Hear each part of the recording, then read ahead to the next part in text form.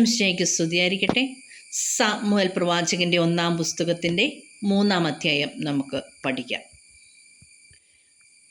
സാമുവേലിനെ വിളിക്കുന്നു. അധ്യായം 3. സാമുവേലിനെ വിളിക്കുന്നു. ഏലിയുടെ സാന്നിധ്യത്തിൽ ബാലനായ സാമുവേൽ കർത്താവിന് ശുശ്രൂഷ ചെയ്തു പോന്നു. അക്കാലത്ത് കർത്താവിൻ്റെ അരുളപ്പാട് ചുരുക്കമായിട്ടേ ലഭിച്ചിരുന്നുള്ളൂ. ദർശനങ്ങൾ വിരളമായിരുന്നു. ഏലി ഒരു ദിവസം തൻ്റെ മുറിയിൽ കിടക്കുകയായിരുന്നു. അവനൊന്നും കാണാൻ കഴിയാത്ത വിധം കാഴ്ച മങ്ങിത്തുടങ്ങിയിരുന്നു. ദൈവത്തിൻ്റെ മുൻപിലെ ദീപം അണഞ്ഞിരുന്നില്ല. സാമുവേൽ ദേവാലയത്തിൽ ദൈവത്തിൻ്റെ പേടകം സ്ഥിതി ചെയ്യുന്നതിനരികെ കിടക്കുകയായിരുന്നു. അപ്പോൾ കർത്താവ് സാമുവേലിനെ വിളിച്ചു. Samuel, Samuel. അവൻ വിളി കേട്ടു. ഞാനിതാ. അവൻ ഏലിയുടെ അടുക്കലേക്ക് ഓടി. അങ്ങനെ വിളിച്ചല്ലോ, ഞാനിതാ വന്നിരിക്കുന്നു എന്ന് പറഞ്ഞു. ഏലി പറഞ്ഞു, ഞാൻ നിന്നെ വിളിച്ചില്ല, പോയി കിടന്നുകൊള്ളുക. അവൻ പോയി കിടന്നു. കർത്താവ് വീണ്ടും സാമുവേലിനെ വിളിച്ചു. സാമുവേൽ. അവൻ എഴുന്നേറ്റ് ഏലിയുടെ അടുക്കിലേക്ക് ചെന്ന് പറഞ്ഞു, അങ്ങനെ വിളിച്ചല്ലോ, ഞാനിതാ വന്നിരിക്കുന്നു. ഏലി പറഞ്ഞു, മകനെ, നിന്നെ ഞാൻ വിളിച്ചില്ല, പോയി കിടന്നുകൊള്ളുക. കർത്താവാണ് വിളിച്ചതെന്ന് സാമുവേൽ അപ്പോഴും അറിഞ്ഞില്ല. കാരണം അതുവരെ കർത്താവിൻ്റെ ശബ്ദം അവന് വെളിവാക്കപ്പെട്ടിരുന്നില്ല. മൂന്നാമതും കർത്താവ് സാമുവേലിനെ വിളിച്ചു. അവൻ എഴുന്നേറ്റ് ഏലിയുടെ അടുത്തേക്ക് ചെന്നു പറഞ്ഞു, അങ്ങനെ വിളിച്ചല്ലോ, ഞാനിതാ വന്നിരിക്കുന്നു. കർത്താവാണ് ബാലനെ വിളിച്ചതെന്ന് അപ്പോൾ ഏലിക്ക് മനസ്സിലായി. അതിനാൽ ഏലി സാമുവേലിനോട് പറഞ്ഞു, പോയി കിടന്നുകൊള്ളുക. ഇനി നിന്നെ വിളിച്ചാൽ കർത്താവേ അരുളി ചെയ്താലും അങ്ങയുടെ ദാസൻ ഇതാ ശ്രവിക്കുന്നു എന്ന് പറയണം. സാമുവേൽ പോയി കിടന്നു. അപ്പോൾ കർത്താവ് വന്നു നിന്ന് മുൻപിലത്തെ പോലെ സാമുവേൽ, സാമുവേൽ എന്ന് വിളിച്ചു. സാമുവേൽ പ്രതിവചിച്ചു, അരുളി ചെയ്താലും അങ്ങയുടെ ദാസൻ ഇതാ ശ്രവിക്കുന്നു. കർത്താവ് അവനോട് പറഞ്ഞു, ഇസ്രായേൽ ജനതയോട് ഞാൻ ഒരു കാര്യം ചെയ്യാൻ പോകുകയാണ്. അത് കേൾക്കുന്നവൻ്റെ ഇരു ചെവികളും തരിച്ചു പോകും. ഏലിയുടെ കുടുംബത്തിനെതിരായി ഞാൻ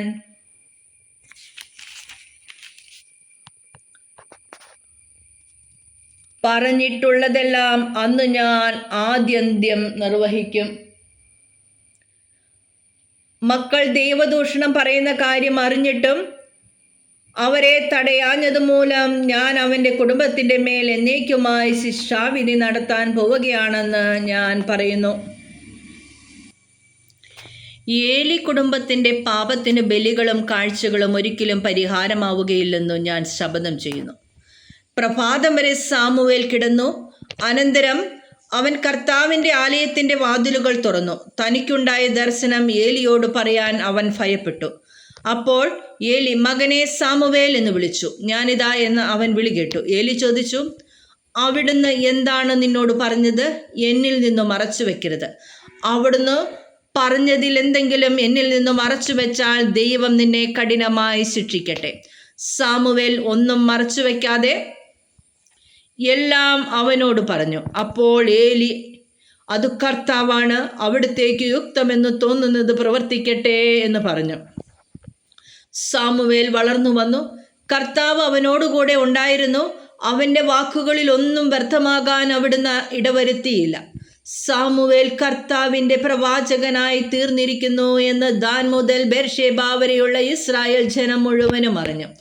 കർത്താവ് സാമുവേലിന് ദർശനം നൽകിയ ഷീലോയിൽ വെച്ച് അവിടുന്ന് വീണ്ടും അവനോട് സംസാരിച്ചു, തന്നെ തന്നെ വെളിപ്പെടുത്തി.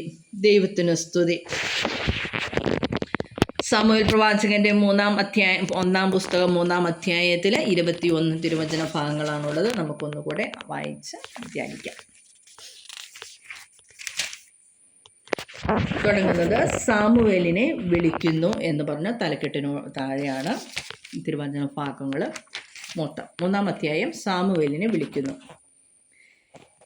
3-ാം അധ്യായം 1-ാം വാക്യം. ഏലിയുടെ സാന്നിധ്യത്തിൽ ബാലനായ സാമുവേൽ കർത്താവിന് ശുശ്രൂഷ ചെയ്തു പോന്നു. അക്കാലത്ത് കർത്താവിൻ്റെ അരുളപ്പാട് ചുരുക്കമായിട്ടേ ലഭിച്ചിരുന്നുള്ളൂ. ദർശനങ്ങൾ വിരളമായിരുന്നു. അപ്പോൾ ഏലിക്ക് കർത്താവിൻ്റെ അരുളപ്പാടുകളും ദർശനങ്ങളും ഒക്കെ പുരോഹിതനായതുകൊണ്ട് ലഭിച്ചിരുന്നതാണ്. പക്ഷെ ആ കാലഘട്ടത്തിൽ വളരെ ചുരുക്കമായിട്ട് മാത്രമേ ദർശനങ്ങൾ ലഭിച്ചിരുന്നുള്ളൂ.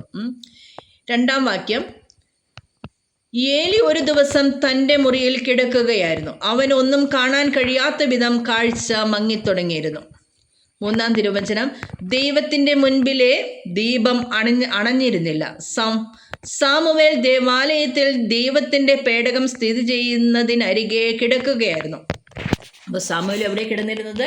ദൈവത്തിൻ്റെ പേടകം സ്ഥിതി ചെയ്തിരുന്നതിനടുത്താണ് സാമുവേൽ കിടന്നിരുന്നത്. ദൈവത്തിൻ്റെ മുൻപിലെ ദീപം അണഞ്ഞിരുന്നില്ല. സാമുവേൽ ദേവാലയത്തിൽ ദൈവത്തിൻ്റെ പേടകം സ്ഥിതി ചെയ്യുന്നതിനരികെ കിടക്കുകയായിരുന്നു. 4-ാം തിരുവചനം, അപ്പോൾ കർത്താവ് സാമുവേലിനെ വിളിച്ചു. 4-ാം തിരുവചനം അത്രേ ഉള്ളൂ. ഇനി 5-ാം തിരുവചനം, സാമുവേൽ സാമുവേൽ, അവൻ വിളി കേട്ടു, ഞാനിതാ. അവൻ ഏലിയുടെ അടുക്കലേക്ക് ഓടി അങ്ങനെ വിളിച്ചല്ലോ, ഞാനിതാ വന്നിരിക്കുന്നു എന്ന് പറഞ്ഞു. ഏലി പറഞ്ഞു, ഞാൻ നിന്നെ വിളിച്ചില്ല, പോയി കിടന്നുകൊള്ളുക. അവൻ പോയി കിടന്നു. അപ്പോൾ 5-ാം വാക്യത്തിൽ സാമുവേൽ സാമുവേൽ എന്ന് പറഞ്ഞ് ഒരു വിളി കേട്ടു. ഇതാ ഞാൻ. അവൻ എന്ന് പറഞ്ഞ് ഏലിയുടെ അടുക്കിലേക്ക് സാമുവേൽ ഓടി. അപ്പോൾ ഏലി എന്ന് പറഞ്ഞു, ഞാൻ നിന്നെ വിളിച്ചില്ലെന്ന് പറഞ്ഞു, പോയി കിടന്നോളാം എന്ന് പറഞ്ഞു. അവൻ പോയി കിടന്നു. 6-ാം തിരുവചനം, കർത്താവ് വീണ്ടും സാമുവേലിനെ വിളിച്ചു, സാമുവേൽ. അവൻ എഴുന്നേറ്റ് ഏലിയുടെ അടുക്കിലേക്ക് ചെന്ന് പറഞ്ഞു, അങ്ങനെ വിളിച്ചല്ലോ, ഞാൻ ഇതാ വന്നിരിക്കുന്നു. ഏലി പറഞ്ഞു, മകനെ, നിന്നെ ഞാൻ വിളിച്ചില്ല, പോയി കിടന്നുകൊള്ളുക. 7-ാം തിരുവചനം, കർത്താവാണ് വിളിച്ചതെന്ന് സാമുവേൽ അപ്പോഴും അറിഞ്ഞില്ല. കാരണം അതുവരെ കർത്താവിൻ്റെ ശബ്ദം അവന് വെളിവാക്കപ്പെട്ടിരുന്നില്ല. ഇനി 8-ാം തിരുവചനം. അപ്പം നോക്കിക്കേ, 7-ാം തിരുവചനത്തിൽ കർത്താവാണ് വിളിച്ചതെന്ന് സാമുവേൽ അപ്പോഴും അറിഞ്ഞില്ല. കാരണം അതുവരെ കർത്താവിൻ്റെ ശബ്ദം അവന് വെളിവാക്കപ്പെട്ടിരുന്നില്ല. 8-ാം തിരുവചനം, മൂന്നാമതും കർത്താവ് സാമുവേലിനെ വിളിച്ചു. അവൻ എഴുന്നേറ്റ് ഏലിയുടെ അടുത്ത് ചെന്ന് പറഞ്ഞു, അങ്ങനെ വിളിച്ചല്ലോ, ഞാനിതാ വന്നിരിക്കുന്നു. കർത്താവാണ് ബാലനെ വിളിച്ചതെന്ന് അപ്പോൾ ഏലിക്ക് മനസ്സിലായി. അപ്പോൾ 3 പ്രാവശ്യം സാമുവേൽ കർത്താവ് വിളിക്കുന്നത് കേട്ടു. 3-ാം പ്രാവശ്യം ഏലിക്ക് മനസ്സിലായി, അവൻ അങ്ങനെ വിളിച്ചെന്ന് തോന്നിയെങ്കിൽ അത് കർത്താവാണെന്ന്. അതിനാൽ ഏലി സാമുവേലിനോട് പറഞ്ഞു, പോയി കിടന്നുകൊള്ളുക. ഇനി നിന്നെ വിളിച്ചാൽ കർത്താവെ അരുളി ചെയ്താലും അങ്ങയുടെ ദാസൻ ഇതാ ശ്രവിക്കുന്നു എന്ന് പറയണം. സാമുവേൽ പോയി കിടന്നു. അപ്പോൾ 9-ാം തിരുവചനത്തിൽ, അതിനാൽ ഏലി സാമുവേലിനോട് പറഞ്ഞു, പോയി കിടന്നുകൊള്ളുക. ഇനി നിന്നെ വിളിച്ചാൽ കർത്താവെ അരുളി ചെയ്താലും അങ്ങയുടെ ദാസൻ ഇതാ ശ്രവിക്കുന്നു എന്ന് പറയണം. സാമുവേൽ പോയി കിടന്നു. നമുക്കും കർത്താവ് വിളിക്കുമ്പോൾ കർത്താവെ അരുളി ചെയ്താലും ദാസൻ ഇതാ ശ്രവിക്കുന്നു എന്ന് പറയാൻ കഴിയട്ടെ എന്ന് പ്രാർത്ഥിക്കുന്നു. 10-ാം തിരുവചനം, അപ്പോൾ കർത്താവ് വന്നു നിന്ന് മുൻപിലത്തെ പോലെ സാമുവേൽ സാമുവേൽ എന്ന് വിളിച്ചു. അപ്പോൾ കർത്താവ് സാമുവേലിനെ 4 പ്രാവശ്യം വിളിച്ചു അല്ലേ. സാമുവേൽ പ്രതിവചിച്ചു, അരുളി ചെയ്താലും അങ്ങയുടെ ദാസൻ ഇതാ ശ്രവിക്കുന്നു. 11-ാം തിരുവചനം, കർത്താവ് അവനോട് പറഞ്ഞു, ഇസ്രായേൽ ജനതയോട് ഞാൻ ഒരു കാര്യം ചെയ്യാൻ പോകുകയാണ്. അത് കേൾക്കുന്നവൻ്റെ 2 ചെവികളും തരിച്ചു പോകും. അപ്പോൾ 2 ചെവികളും തരിച്ചു പോകാൻ പാകത്തിന് മനസ്സിനെ അസ്വസ്ഥപ്പെടുത്തുന്ന എന്തൊക്കെയോ കാര്യങ്ങളാണ് ആര് ചെയ്യാൻ പോകുന്നത്? കർത്താവ് ചെയ്യാൻ പോകുന്നത്.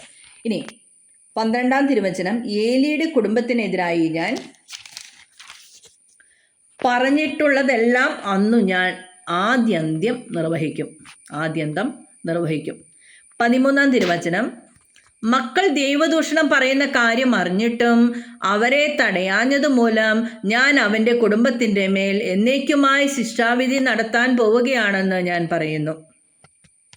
അപ്പോൾ മക്കൾ ദൈവദൂഷണം പറയുന്ന കാര്യം അറിഞ്ഞിട്ടും അവരെ തടയാഞ്ഞതുമൂലം ഞാൻ അവൻ്റെ കുടുംബത്തിൻ്റെ മേൽ എന്നേക്കുമായി ശിക്ഷാവിധി നടത്താൻ പോവുകയാണെന്ന് ഞാൻ പറയുന്നു. 14-ാം തിരുവചനം, ഏലി കുടുംബത്തിൻ്റെ പാപത്തിന് ബലികളും കാഴ്ചകളും ഒരിക്കലും പരിഹാരമാവുകയില്ലെന്നു ഞാൻ ശപഥം ചെയ്യുന്നു.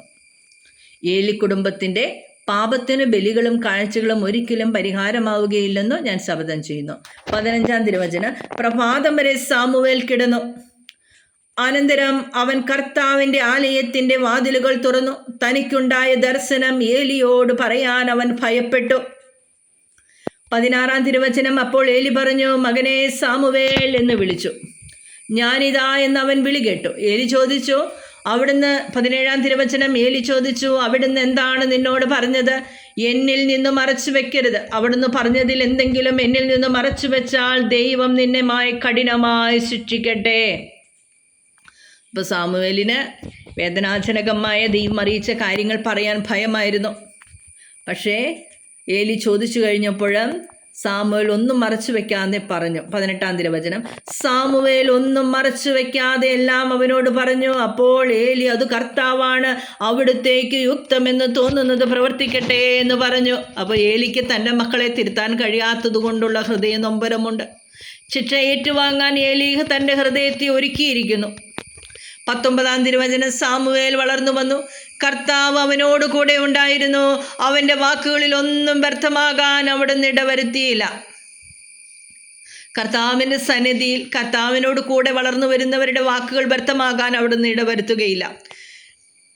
20-ാം തിരുവചനം, സാമുവേൽ കർത്താവിൻ്റെ പ്രവാചകനായി തീർന്നിരിക്കുന്നു എന്ന് ദാൻ മുതൽ ബേർഷേബ വരെയുള്ള ഇസ്രായേൽ ജനം മുഴുവനും അറിഞ്ഞു.